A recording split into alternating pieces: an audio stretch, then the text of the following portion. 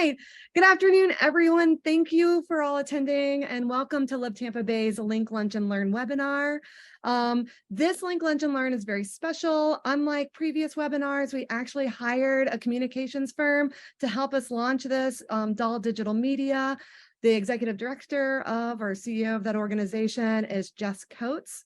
She has spent the last 2 months pulling this together, doing all of the logistics, all of the email blasts to help drive attendance. And it was actually her idea to focus, to have June be a focus on men's mental health. And I thought this is a really great idea. So I'm honored to be here today and to be having this really important conversation. And for those of you who don't know, my name is Jennifer Webb, and I am the executive director with Live Tampa Bay. And as we get started, I ask that you put your name, organization, and email address in the chat so that we can be sure to follow up with you.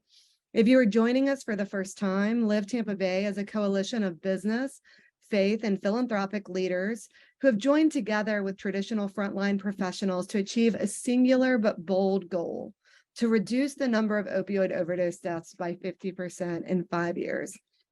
And we seek to accomplish this through a collection of interlocking efforts, including advocacy, education, and collaboration across sectors. This program acknowledges that to combat this crisis will take all of our efforts, even if we do not think of ourselves as part of the front line of this crisis. For June, we are honoring fathers by discussing men's mental health and the ways in which the opioid crisis continues to impact fathers, sons, brothers, and men in our community. Men's mental health, fatherhood, and substance use are interconnected in complex ways, emphasizing the need for comprehensive support systems and interventions. For those of you who don't know, in the Tampa Bay region, for every one woman who overdoses from it, who dies from an opioid overdose, 3 men die from an opioid overdose. And this has been consistent for the last 5 years.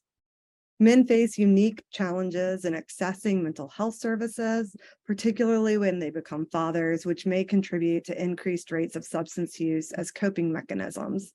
Societal expectations of strength and self-reliance, especially for fathers, can determine from seeking help, leading to untreated mental health conditions. Fatherhood introduces significant life changes and responsibilities that can impact men's mental well-being, and societal pressures to be the ideal father can add to stress and feelings of inadequacy. Consequently, some men turn to substances to cope, which worsens their mental health and creates dependency. Addressing these issues requires destigmatizing health-seeking behavior, increasing awareness about men's mental health and the challenges faced by fathers, and providing accessible support services tailored to men's need. Involving fathers in programs designed in implementation, promoting open conversations and positive masculinity norms, and teaching healthy coping strategies are crucial components. By addressing men's mental health disparities, offering targeted support to fathers, and integrating substance use interventions, society can promote well-being, positive father-child relationships, and healthier families and communities. To help us have this conversation today, we've invited Sean Daniels to moderate the panel. Sean Daniel is a director, playwright, husband, artistic director, and most exhaustingly, the father to a toddler. As a writer, he has produced commercially off-Broadway by Tony Award-winning Tom Kirday and at Arizona Theater Company, Actors Theater of Louisville, City Theater, Merrimack Repertory Theater, and Dad's Garage. That's hilarious. His play, The White Chip, was a New York Times critics pick and is in talks to return when the theater does. As a director, he has directed at theaters such as the Manhattan Theater Club, which is off-Broadway, the Kennedy Center in DC, and West End in London. Sean has been named one of the top 15 up-and-coming artists in the US whose work will be transforming America's stage for decades to come, and that is a quote. And another quote, one of the 7 people reshaping and revitalizing the American musical by American Theater Magazine. He is the artistic director of Arizona Theater Company, where he first fell in love with theater as a kid through his, though He is a native Floridian, having gone to high school and college there. We are happy to have Sean Daniels join us. Thank you, Sean, for being here, and thank you all for being here. I'll turn it over to you. I appreciate that so much. Yeah, I like to say that I went to high school, college, and rehab in Florida. So I really did the big three. So I'm a Floridian as much as you can be. And I'm excited to talk about this today. I'm talking to you all from the Denver airport, which seemed a little unwise in terms of getting right off a plane and onto this, but it's such a subject that's important to me that I really felt like if I could make it work, I really should. So let me go ahead and introduce our panelists that are here. Our first panelist is Mike Ortoll, who's joining us as the founder of a charity in honor of his daughter, Christine, who battled opioid use disorder for 10 years and passed away from a fentanyl overdose in the late 2020. The charity is committed to creating media about mental health issues and substance abuse to transform the lives of those affected so they can seek recovery and thrive. The charity has produced a documentary film called 1 Second at a Time to bring greater awareness, education, and inspiration to all those affected by the disease of addiction and mental illness. Like me, Michael is a Florida State University graduate and contributed in several ways to his alma mater's college recovery program. The Christine Ortoll charity has produced a mini documentary called Safety Net, helping college students in recovery thrive so colleges can be informed on why CPRs are beneficial to all stakeholders. Additionally, the charity has produced 3 powerful, inspirational stories of redemption to provide hope. Furthermore, the charity will continue to produce media to prevent early substance use in elementary schools and reforming the current addiction treatment landscape. He's a Miami native, strong ties to the Cuban Hispanic community, as well as an active speaker in the insurance industry, and has led a successful career in the insurance industry over the past several decades. So welcome, Mike. Thank you. Our next panelist, Patrick Manteiga, joins us as the father of a person in recovery, a board member of Live Tampa Bay, an editor and publisher of La Gaceta. Heritage, family, and community are important to him, as demonstrated in his career as the editor and publisher. Mr. Manteiga is active in promoting and championing Tampa's Latin community, protecting its heritage, and has been vehement in his crusade to help the Mutual Aid Society's buildings by founding the preservation-minded group Save Our Historic Buildings. Patrick is president of the Cuban Club Foundation Board, and in that role has helped secure and administer $4 million in state and local funding to preserve and repair the historic Cuban Club building. No small feat. Patrick's past community involvement includes service on the Citizens Advisory Committee for Hillsborough County School, the host committee for the 2012 Republican National Convention, Planned Parenthood, Raise 100, and the Ybor City Development Corporation. He's been honored by the Ybor City Roundtable, Florida Historic Society, Tampa Hispanic Heritage, L'Unio Italia Centro Austriana, Ybor City Museum Society, and local trade unions, a ton. He is also a current member of the National Association of Hispanic Publications and Project Opioid Tampa Bay, and is a county commission appointee to the Tampa Sports Authority Board. So everybody welcome Patrick. We're lucky to have Justin McPadden and Cesar Rodriguez from the Hope Shot as panelists as well. The Hope Shot is a recovery community organization that is committed to help people on their path to recovery, bridging the gap and connecting those with mental health and substance use disorder to resources they need to thrive in society. Justin serves as president and CEO of the Hope Shot, a person in long-term recovery. Justin is passionate about helping those who are still suffering from substance use disorder. Growing up in a family with substance use in the house, addiction was normalized, and he found himself stuck in active addiction for 23 years. Cesar is a person in long-term recovery, a businessman, and a dedicated founding board member to multiple organizations helping those in recovery.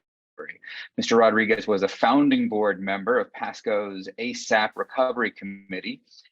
He has participated in town hall events, speaking events, and was ASAP's Volunteer of the Year in 2018. He has advocated and fundraised for multiple causes. Most recently, he helped found one of the region's first community organizations, the Hope Shot. The Hope Shot is committed to helping people on their path to recovery or to get the resources they need to thrive in society. Members of the Hope Shot are proud to volunteer with the Pasco County Sheriff's Office as peer navigators. Mr. Rodriguez is the branch manager of Suncoast Roofing and Solar and the proud father to Emma and Maya and husband to Kelly Cesar is a true example of the fact that people can and do recover. And he wants to share his message with those of us that are still suffering from the disease of addiction. So welcome, everybody, and thank you so much for being here. Let's go ahead and just start off. I think we can all talk about the ways that substance use disorder has impacted us, but I'm really curious about how it has impacted us as fathers and really as men, which I feel like is a specific set of circumstances, both those that don't often get talked about. So if anybody wants to lead first, go for it. Who wants to chat first? I'll go ahead if you want to. I love it. My daughter had an opioid addiction. Very lucky. She's been 8 years clean, so it's a great success story. But this occupied my life for probably 7 or 8 years of her fighting this addiction, us wrestling, first of all, and recognizing that she was an addict, learning about addiction, trying to put her in programs that would help, and then realizing, through the process that there was only so much we could do, and then also that the person that we were dealing with really wasn't the daughter that I had known, that she was rewired differently, that that her actions were not of my daughter. It was of an addict. And so the process was difficult. It was long. I feel I'm blessed to have survived it, and that she has survived it, and we're stronger for it. But I wouldn't wish it on any family, and it's very tough because as a dad, you want to protect kids, and sometimes in the case of addiction, you have to let them hit bottom. Sometimes you have to let them, in our case, the ending up in the judicial system was a key in getting her help and getting her the help she needed. And of course, generally, when your kid gets in trouble with the law, you try to protect them. You try to shorten the sentence, shorten the time. And in this case, you just really had to let the system work for you and not get in the way of it. And that was kind of an opposite feel for a dad. You want to protect them, and in this case, you just got to let them fail sometimes. As a person in long-term recovery, as a person that suffered with substance misuse for many, many years, and as a father, you can't pour from an empty cup. So as a father, I want to be there for my kids. I want to be provider, protector. I want to be all these things. But what gets left in the background is taking care of myself. And if I'm not taking care of myself and I'm not treating myself, then I have nothing to offer, and I will pour out until there's absolutely nothing left. That's in early recovery. That's in today, 9.5 years later. I have to be okay inside for me to take care of anybody else. I can't be of any use to anybody else unless I take care of my own mental health and my own recovery first. And that was a hard lesson to learn as a father, because my nature is to take care of everybody else and put myself last. So it's an important topic with Father's Day coming up. I know a lot of people can relate to the fact that, we back burner ourselves to take care of others. But when you're afflicted with this disease, you can't do that. You can't let things build up. You have to have an outlet. You have to have people to be able to talk to, and you have to be able to put your own mental health and your own recovery before everything. Because if I don't have my recovery, really, I don't have anything else at all anyway. Everything else goes if I don't take care of myself first. So that took a big perspective change for me. So let me ask you, what do you do to put your own mental health first? I mean, obviously when it's your kid, it feels nearly impossible. Like, what are the steps you actually do on a daily basis to try to do just that?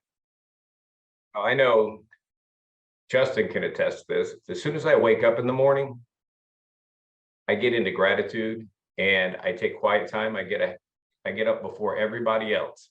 And I've been doing this for many years. And I still write a gratitude list every day. And I look at the blessings that are in my life before I step into the stresses that are my life. And I get centered in the morning so that way I can go out and face the day and handle things. I make phone calls all through the day to my friends in recovery, because if I keep things between my ears, and I don't share them, little bitty things can grow into big creeping problems in my mind. They may not really be that big of a problem, but I can turn them into these disastrous scenarios in my mind because I have a thinking problem as well as a substance use problem. So just constant accountability, bouncing things off people, listening to them, sharing what I'm going through, listening to what they're going through, sharing solutions. And if I'm struggling, making sure that it's known that I'm struggling so I can maybe receive some feedback on, hey, maybe take your foot off the pedal a little bit, find some time today, go have a cup of coffee, go sit down with somebody. But that's an action that used to feel selfish to me, to take time for myself. I didn't think that that was important. I thought it was more important to do for everybody else. Today, I know I have to slow down sometimes, and whatever it may look like, if it's 12-step, maybe catch a meeting in the middle of the day to get recentered, talk to my friends, or, if I'm really struggling, seek professional help, whatever it may be. I have to put that as a priority in my life where I never did that before.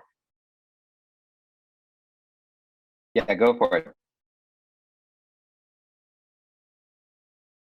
I think you're muted. Sorry about that. I have a button. I think the narrative that we're so used to is men cannot talk about their feelings and they cannot get vulnerable. And I think that's the narrative that I was brought up with. It's just like, shut up and suck it up, And, we're carrying this stuff on to our kids. And I know I have the behaviors that I'm passing down from generation to generation. And sometimes we got to put a stop to it, right? We got to let them know it's okay to, talk about your feelings. It's okay to get vulnerable. It's okay to get vulnerable with another man. And I think that's the best thing we got in recovery is just opening up. Because a lot of times we hold it all in. We're supposed to be providers, supposed to be men, right? But I think the most strongest thing we can do is get outside of ourselves and be able to talk about what we're going through, because we go through stuff. We don't have to suck it up and hold it in because eventually we're going to explode. And it's not going to be in a good fashion or form. It's going to be in negative form. And that's Cesar touched on it, doing the gratitude list, doing meditation, knowing when you need to hey, I need to step back and I need to take a second for myself to breathe because I don't like the way I'm feeling at the moment, and that can change a whole aspect of problems. It can stop you from reacting in a negative way onto your kids, I know that I am constantly working on that aspect of it so I don't pass down the stuff that I've been brought up with that led me into addiction, that kept it going for so long because I thought I was worthless. Justin, that's a really good point. It's also unlearning the behaviors of what was taught for generations before. My father was a strong Cuban man in Tampa, owned a bunch of bars, tough guy. And we were taught always, you don't share your problems with outsiders. You don't talk about it. You don't whine about it. We handle what we have to handle. We shoulder it no matter what. And I do not want to share that with my kids because that's not correct. That may have served him well, but he didn't suffer with the disease that I suffer with. And that does not serve me well at all. And it was hard to learn how to get comfortable being vulnerable with other men because that is not second nature to me, but it's something that we practice on a daily basis. Yeah, I feel like the two traps are men don't get emotional with other men. And then by the time you're 30, you have approximately 2 friends, right? And so how do you really begin to figure out how can you connect with people and how can you have those people? And I think you're right. Just as men, we're just trained, suck it up and go forward, and then, but we all know that that's the beginning of relapse right there, right? Figuring out how to keep it to yourself and not sharing with others. So I appreciate what you're saying. Mike, I'd love to hear a little bit from you about the work that you're doing and your response to this. Yeah, this is unfortunately, I've got Father's Day in 2 days. I'm going to go visit my old man who's in Miami, Cuban. And I'll start the story with him because it goes along with our film. I lost my daughter, as Sean said, in November of 2020. She fought valiantly for 10 years. She was actually sober for 3 years and worked in a recovery center here in Tampa. She left behind 50 journals. And a couple of them were pretty explicit on what she wanted. One was a eulogy project that she did in recovery, and it basically said, I want my dad to do my eulogy. And she did a beautiful eulogy. It was 12 pages long, and basically said, I don't want to be remembered for my disease. I want my legacy to be one of helping others. And I'm going to make a cause of it. She was speaking about me. And of course, I had just lost her, and we were rummaging through all this, and I could barely walk. So what became 6 months, the small opportunity for me became an FSU. We had lost a couple of people there through suicide and fentanyl overdoses. And I'd always given back to the college of insurance, where I've had a really great career, but also student affairs. We couldn't get this recovery program up and going. And it took about a year and a half, but we've had tremendous success there. But going back to my dad, is I wanted to tell a story that really showed how a person like me, my story resonates with the three of you, Justin, Patrick, and Cesar, in that I grew up in war. He was put in prison by Che Guevara's best friend, who was my grandfather. And because my mother and my grandmother would not return us from Miami and from Panama, my mom had to escape through Panama with my sister. My grandmother came to Miami with my brother and I. My dad was left in prison. My grandfather died 3 weeks later. So there was a lot of alcohol abuse, and I felt like the parent of my siblings. I felt like I was the oldest. And when I graduated with honors and I was an athlete, I went to FSU to try to play baseball. That didn't work out. And then I said, I better study. And insurance, for whatever reason, stuck with me. But I didn't realize I was carrying all this trauma, and really was like a guy's guy, athletic. So when I graduated, I began this 40-year career rescuing large distressed private equity companies. And then never medicated. And then when my daughter fell, I fell, and I started medicating. And because it was beyond me. And what this movie shows is how we're all connected, and how a lack of connection and feeling alone, like a lot of us do as men, because we're not trained to do that. I could not. I have some great friends, and I remember my dad was saying, Mijo, if you have the fingers on your hand, if you can count that many that are great friends, you're very fortunate. And I count my toes and my fingers and my hands, and my dad would laugh at me, wait. And I've been fortunate to have those, but it took a long time to be able to open up and share. So our movie becomes one that shares the trauma of a child, because I ultimately found out that my daughter didn't just wake up one day and want to put a needle in her arm, that there was so much birth trauma and divorce trauma, and a lot that we just don't share because we don't want to hurt others. But we do it in a way where we take the higher path of sharing just how you literally are brought alive into my daughter's world through her journals, and you're brought alive into the family because we share our perspectives. A lot of it being mine as a dad losing his little girl in a fight together.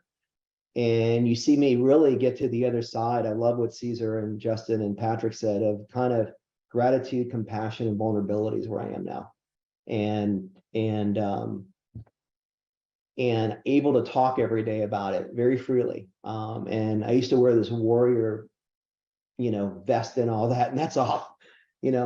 I'll still fight for the things that are right, but I'm not wearing that warrior, vest anymore. So it's a very raw, emotional, impactful documentary that's shot like a movie. Whoever wants to see it, I can show you guys the screeners that we're showing the distributors.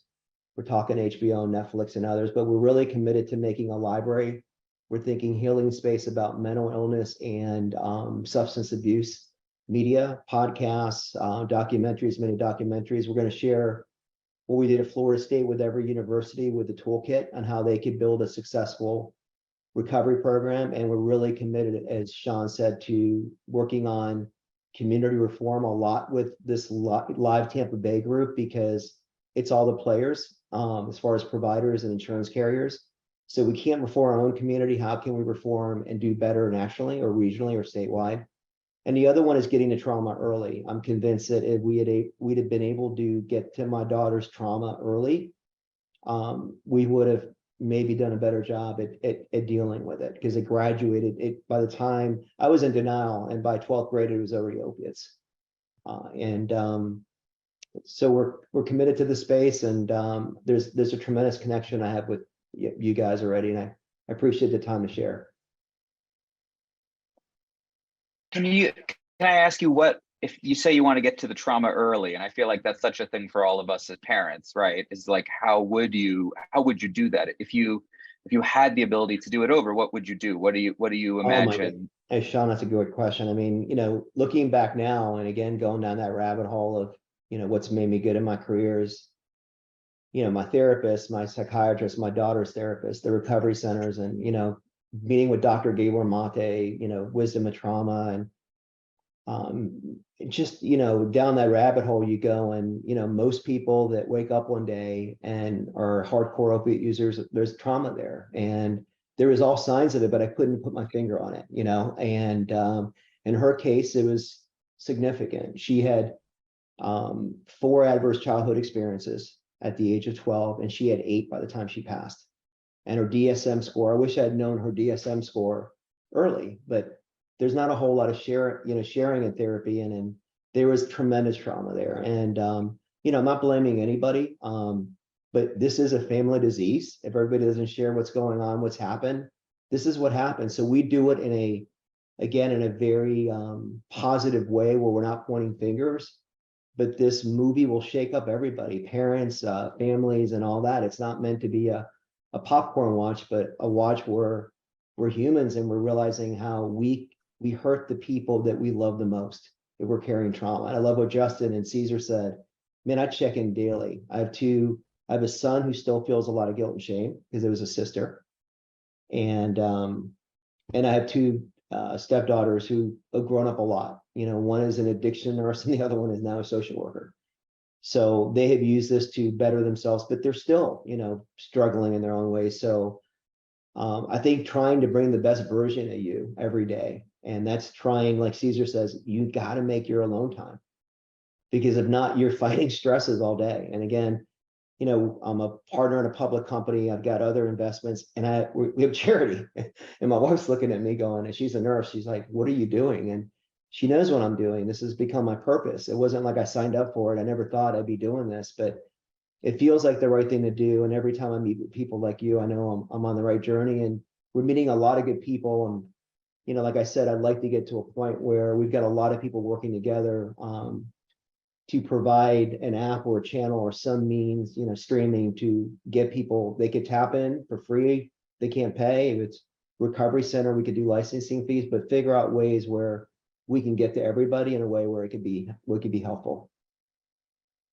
We have a video to play if we can go. And when I graduated with honors and I was an athlete, I went to FSU to try to play baseball. That didn't work out. And then I said, I better study. And insurance, for whatever reason, stuck with me, but I didn't realize I was carrying all this trauma, and really was like a guy's guy, athletic. So when I graduated, I began this 40-year career rescuing large distressed private equity companies. And then never medicated. And then when my daughter fell, I fell, and I started medicating. And because it was beyond me. And what this movie shows is how we're all connected, and how a lack of connection and feeling alone, like a lot of us do as men, because we're not trained to do that. I could not. I have some great friends, and I remember my dad was saying, Mijo, if you have the fingers on your hand, if you can count that many that are great friends, you're very fortunate. And I count my toes and my fingers and my hands, and my dad would laugh at me, wait. And I've been fortunate to have those, but it took a long time to be able to open up and share. So our movie becomes one that shares the trauma of a child, because I ultimately found out that my daughter didn't just wake up one day and want to put a needle in her arm, that there was so much birth trauma and divorce trauma, and a lot that we just don't share because we don't want to hurt others. But we do it in a way where we take the higher path of sharing just how you literally are brought alive into my daughter's world through her journals, and you're brought alive into the family because we share our perspectives. A lot of it being mine as a dad losing his little girl in a fight together. And you see me really get to the other side. I love what Cesar and Justin and Patrick said of kind of gratitude, compassion, and vulnerability is where I am now. And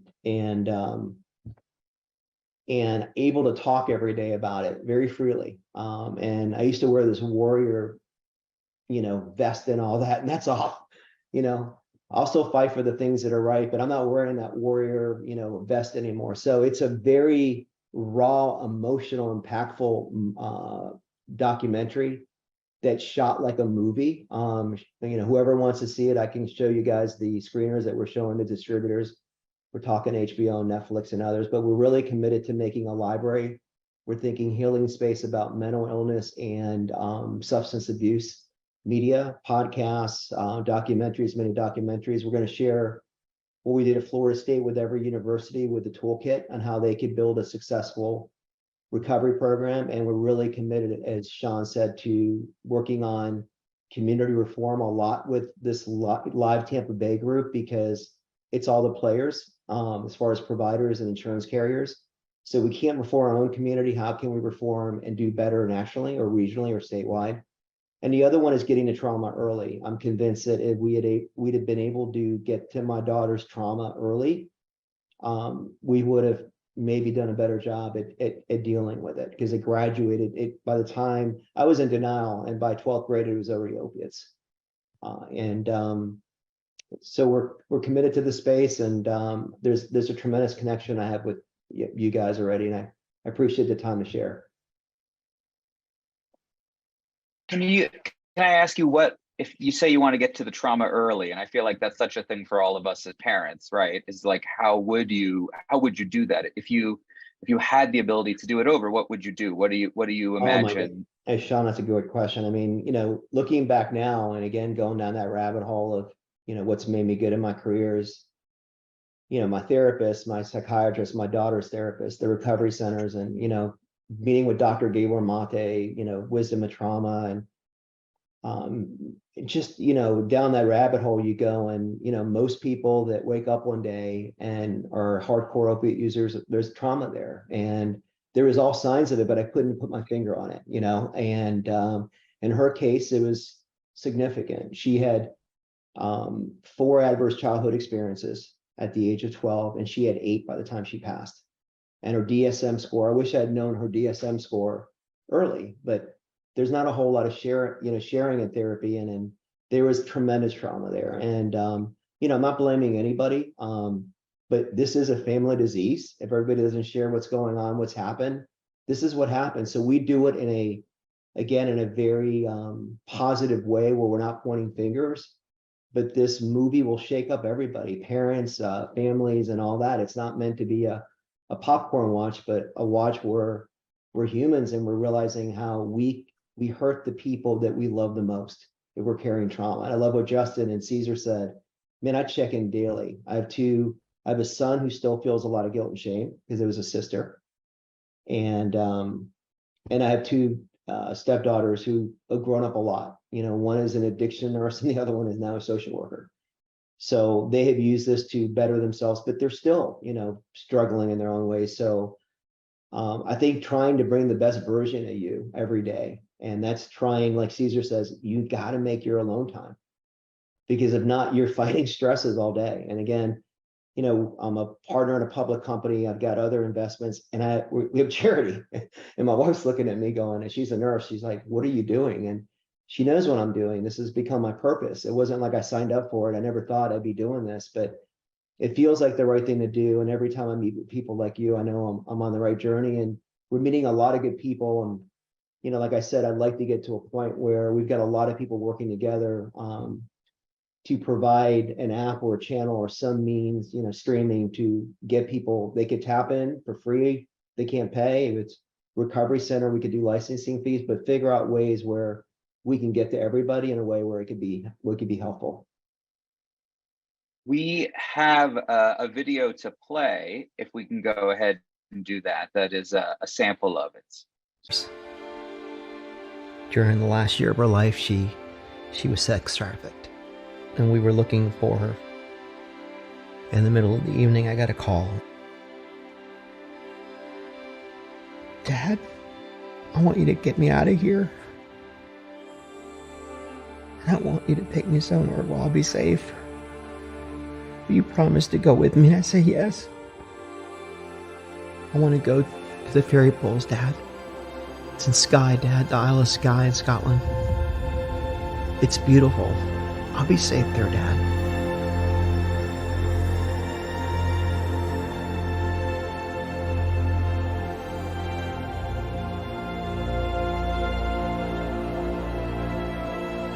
Nearly 2 years later, I kept the promise.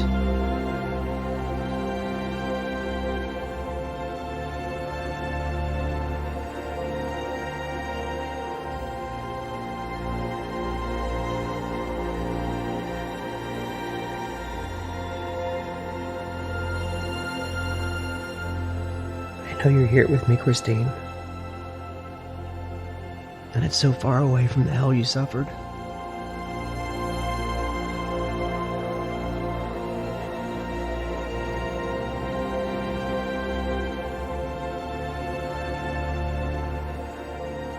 People will remember you for helping others heal.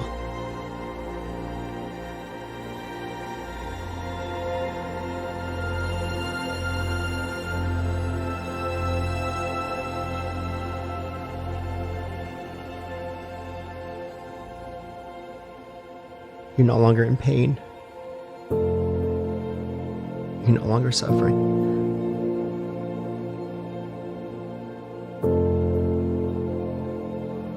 We're both at peace. Part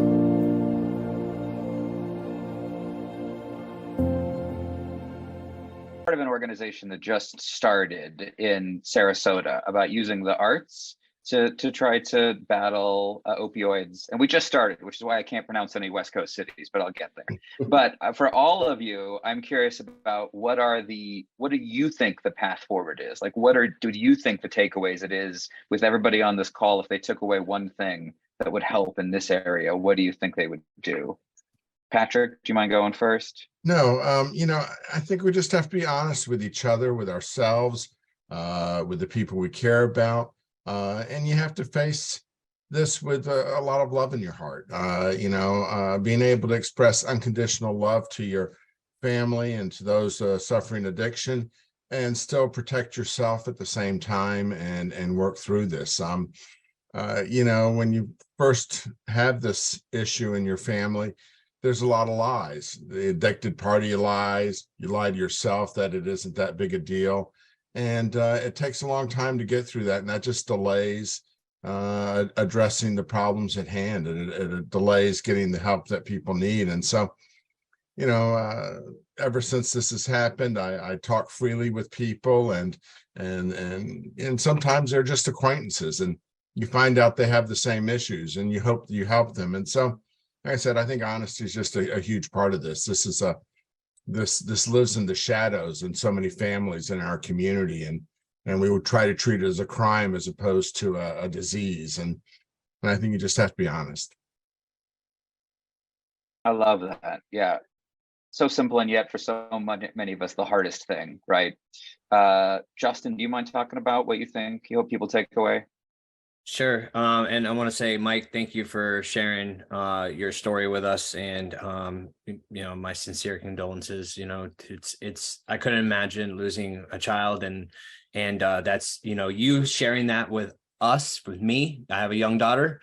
It helps me. It helps me. So I just wanted to say that real quick. I feel like we have to meet people where they are. Stop putting these brick walls up. There's so much about abstinence is the only way. And I think we're bred into it, and it works for some people. No, it doesn't work for others, but meeting people where they are, because any kind of rejection is a rejection of self, so it doesn't matter what form it is. If we get up those walls, we're being rejected by society. We're being rejected by everybody. And it really keeps it going. It keeps the disease. It keeps the hamster wheel keep continuing. And I feel like if we can get people to become more self-aware and get aware of themselves, and how do we do that? We got to get in touch with ourselves. But if we are so invested in all this rejection that's happening, and we're getting blocked on every avenue, we have criminal records, we can't get a house, we can't get this, we can't. What's the point of even trying to get back into society? What's the point of even trying to move forward? Because we're just worthless. We are nobodies. And if we can change that narrative and get more people to open up and come together to try to fight this thing, I think that we can actually make some movement, make some strides. And we're already doing it, just even with the sheriff's office and everybody just coming together, man. We've changed the the outlook of it, but we are still uploading that new information. So it takes a while to upload, from a software upload, so it's going to take time. Time takes time. And I think the more times we can get it out there to people and educate people and inform people of how we can fight this thing, the more lives we can save. So I appreciate that. I appreciate that. Last but not least, I think that probably the most important thing we can do as men is recover out loud and change the narrative of what it is to be a man. Take the old idea of what a man is and really shatter that mold. Our podcast has over 100,000 followers, and we go on there every week.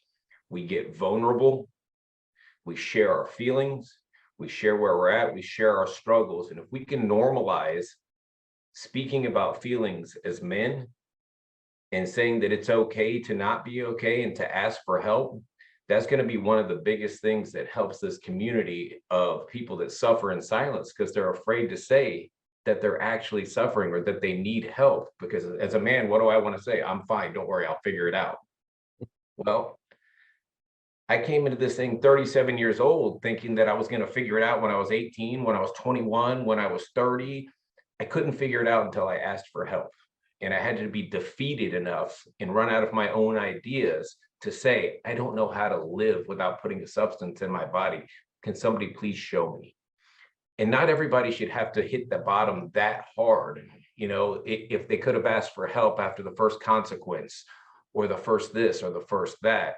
And I really want to normalize that it is okay to talk about your feelings as a man, and my social media is a lot of stuff about roofing and working out and stuff. So I probably portray as kind of a manly man, but I am always willing to share on camera about my feelings, where I'm at and what's going on in my life, my wins, my losses, my struggles, all of those things, because I don't want you to look through a lens of my life is perfect. I want you to see the truth and what I have to do on a daily basis to stay okay.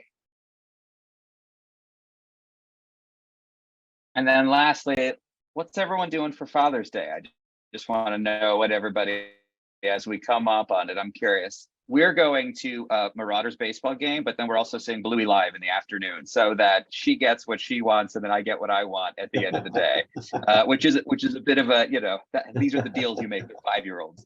But I'm curious for everybody else what they're doing for Father's Day. I'm going to the beach with my daughters and my son and their grandchildren, and we're going to hang out on the beach all day. And I think it's a great way of spending Father's Day. I love that. I'm actually, as soon as we get done with this, I'm packing up and I have an Airbnb on Rainbow River, and we're going to kayak all weekend with all the kids.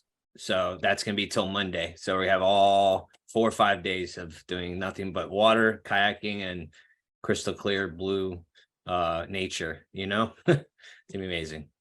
I wish mine sounded so shiny. I'll be kicked out of my house for home showings because we're in the middle of selling our home, and Saturdays and Sundays are the best time to do that. So I'm sure we'll revisit this and have an awesome Father's Day weekend, probably not directly on Father's Day. I'm heading down to Miami, and we're gonna surprise my dad. So with our family, with all the kids and grandchildren. So he's almost 95 years old. So looking forward to doing what he wants to do that day with the whole family, which is wonderful for me. So I love that. I love that. Well, thank you all so much for being panelists today. I did want to take a moment and just see if there was any questions that our audience had, if they in chat for anybody about what we've chatted about. hey, Sean, is there a way for us to collect all these emails so I can share the screeners of the everybody? We'll do that, and then we can send it out afterwards so that everybody can watch it. That'd be great. Thank you so much. And and I'd Yeah, and we can do that all, because I feel like everybody's mentioning some fantastic organizations and efforts that they do, and it kind of goes by quick. So even I would love to learn more about what everybody's doing and share what we're doing. So we'll make that happen. Yeah, there's a lot of potential collaboration here for us, because we've got a lot of benefactors and people involved, and any way I could help people and collaborate, love to. So yeah, I'll send it to you. When did you go to FSU? Graduated in '84. Oh, So yeah, I was a funder in what got me into this was a Bobby Bowden dynasty film. Me and three fraternity brothers that were athletes up there did it about Coach B. It was neat because we got to share it with him before he passed. And then one last thing I'll share, because you could kind of see our product already, is the reason I use the film team I did now is this is really, we wanted to shoot it like a movie, and we wanted to find somebody who had done something similar, and we found a film team here, Latino film team, where the guy's got tremendous genre. He's got all the arrows in the quiver: animation, cinematography, direction, production, and they shot a movie called Break Every Chain, which was a true story of a police officer who was traumatized, started drinking, and almost killed himself. And it wasn't the 5 million views back then when we started. Now it's like 8 million views, or 20 awards that they won. It was the 10,000 plus emails from first responders and said, "You've impacted our lives in a positive way. We don't feel like we're alone now." And that's what I wanted. That was the feeling I wanted.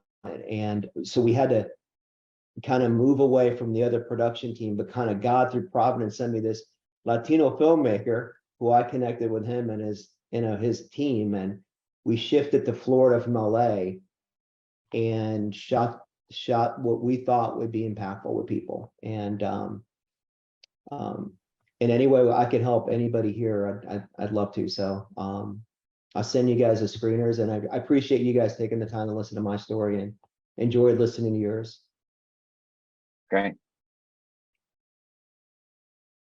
Awesome. Thank you so much, Sean, Mike, Cesar, Justin, Patrick. I don't think that I've ever seen a panel of all men talking about substance use, men's mental health, and fatherhood before, and like in my entire experience of doing this. And not only, I loved the very practical kind of like, take a moment to be available to a friend who might have a similar situation, or an acquaintance. I love those kind of very practical things. I love the more programmatic, like I've developed this entire program. And I love the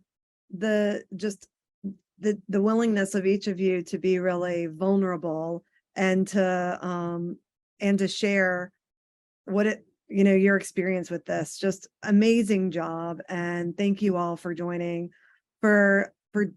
joining this panel today.